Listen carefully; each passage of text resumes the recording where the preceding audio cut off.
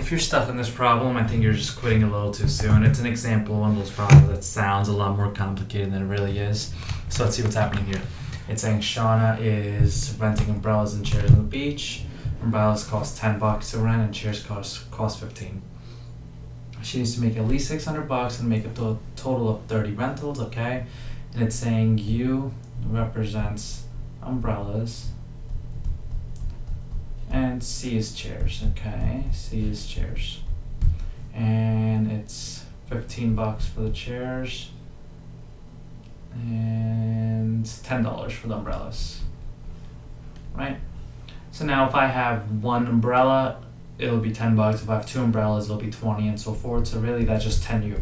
That'll tell me the total cost of my umbrellas. And 15C will tell me the total cost of my chairs. Question is saying she needs to make at least $600.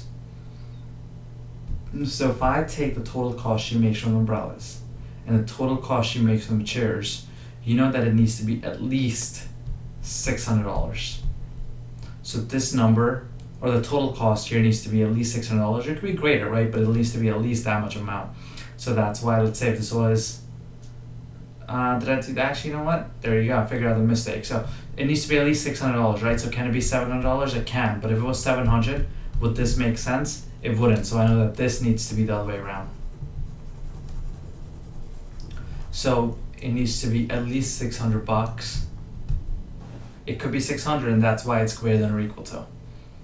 And it's also saying she needs to make a 30 total rentals. So I know that the U plus C must equal 30 because they're saying that needs to be exactly 30. She needs to make 30 rentals. So that's an easier one.